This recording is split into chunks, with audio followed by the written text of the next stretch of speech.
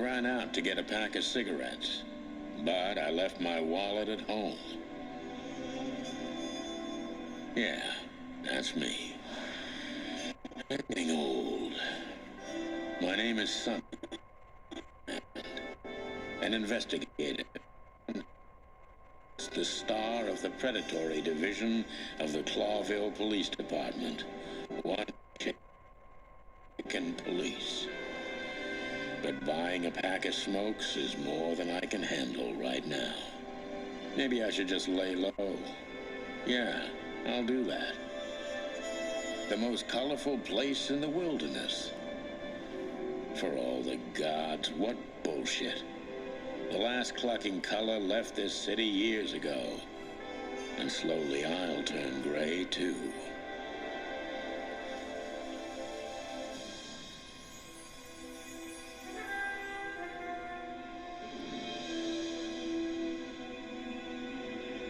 Still, what do I expect? We're living in a vast experiment, and don't even notice that everything got clucked up a long time ago. We believe in this wonderland of peaceful coexistence. Wolves and sheep, chickens and hounds. Yeah, sure, why not? It's just ridiculous. The dog eats the chicken. It's in our nature. I'm not propping up the illusion anymore. 121 days, and it's over. Retirement.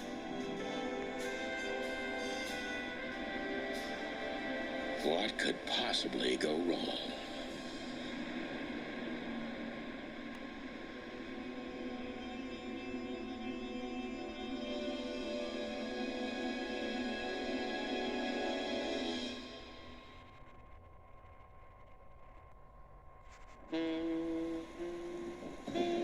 It was New Year's Eve, and I was driving, half drunk, risking my whole life's work. But still, it didn't feel any different. Every day was the same. And the 121 days I had left till my retirement seemed like an eternity. When I look out the window of the hotel room I call home, I see the same thing every day. A woman in a red nightgown dances slowly in circles to smooth music. The 9 o'clock show, with a glass of cheap bourbon, and the red gown with the silent music. In the meantime, the proud city of Clawville is slowly eating itself alive. And we're still here, with nothing left to lose but our sanity, while others, the smart ones, had already gone. Molly. Does her name really upset me this much? All those years of solitude, and I still jump without question every time I hear it. And then there's Marty, my ex-partner, who hates me. But I know I have to speak with him, no matter what. Why do I feel like the past is watching me on this goddamn night?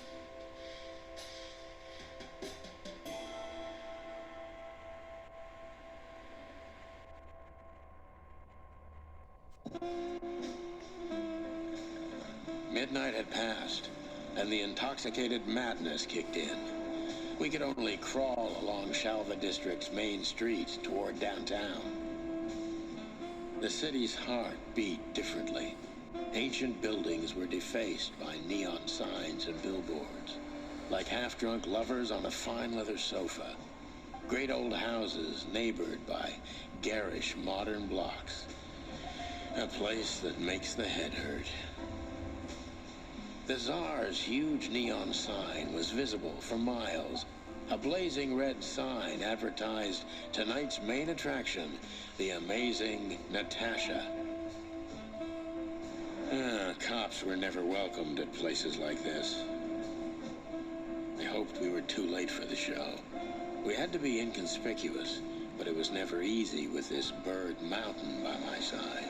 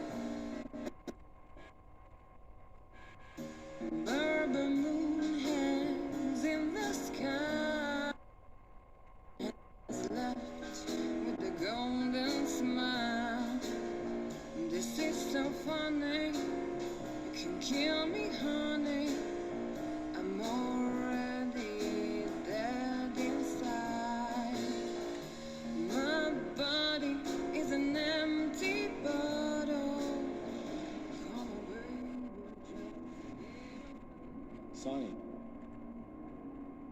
Sonny. Chloe's still lying in my bed, and it's dead.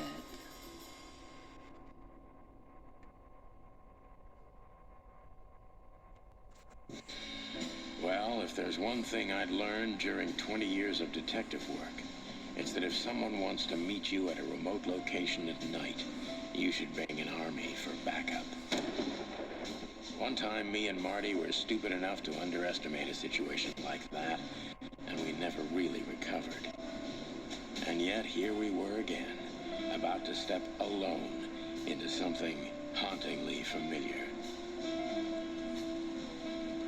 Only one tactic remained, as the old dogs say. Balls to the wall.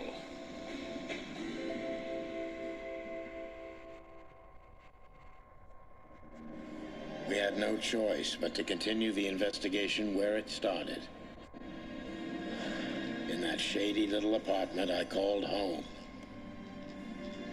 The only lead was the list Fillmore gave us, with all those imposing names on it. But what could it mean? And why did Natasha keep it secret from us? But most importantly, what did all this have to do with Deborah's death? The trail started to get cold, and so did the air outside. There was something unsettling in the black clouds, hiding all the stars. I prayed that they didn't bring an early snowfall. The night was already painful enough.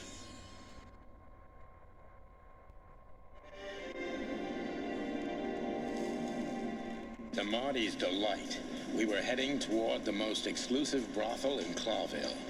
The separatists and those opposing the monarchy hated the place, just like they hated everything that supported interracial relations and peaceful coexistence of all species. So the place wasn't just a brothel, it was a symbol.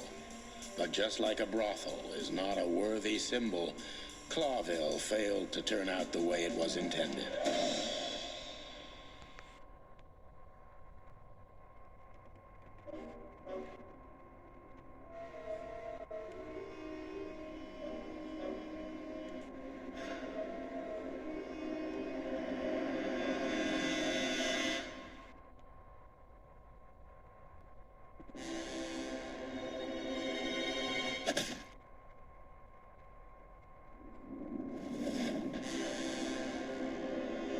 I think I was dreaming. But it wasn't the kind of dream you'd want to remember. Dark and painful. Then the suffocating smoke woke me. It wasn't fried eggs, that's for sure. Where was I? What happened? That treacherous crocodile. Then I saw Marty, who looked as horrible as I felt. Well, I've always wanted a romantic sea voyage.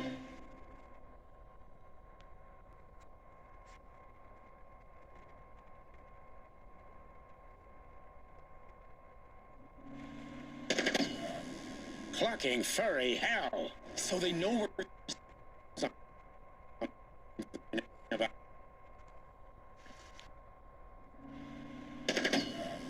clucking furry hell! So they know we're still alive? And they'd like to do something about it.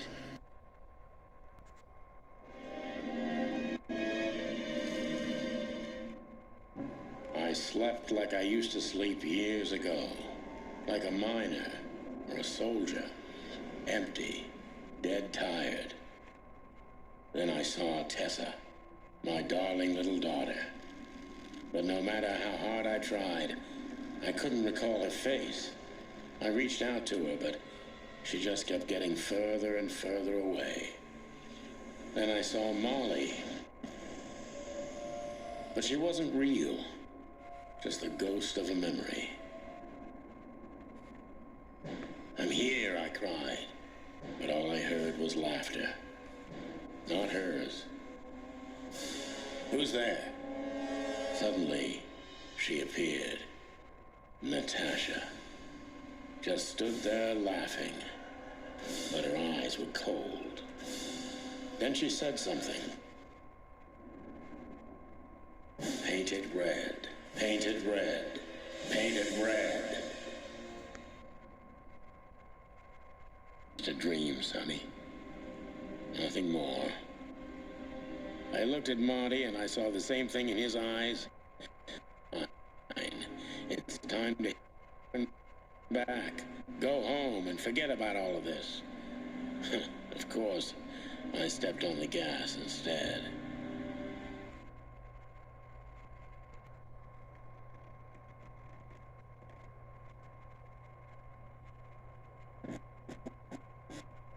Those two again? Take them out. My car won't last much longer. Don't worry, Sonny. I was born to do this.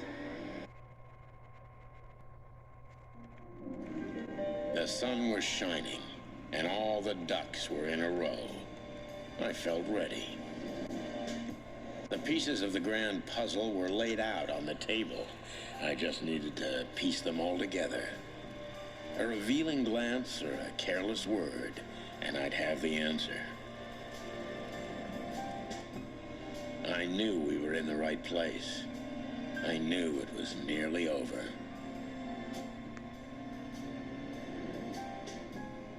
Was Natasha really just a victim? Or did she know everything? Was she controlling the puppets from behind the curtain? Well, if you don't know where to go, go straight ahead. What could possibly go wrong?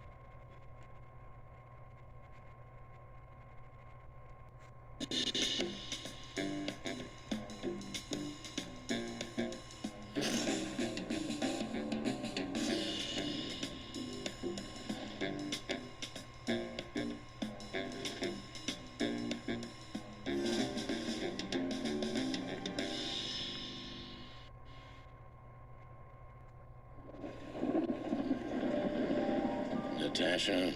You were expecting me, weren't you? I wouldn't say that, but I'm not surprised.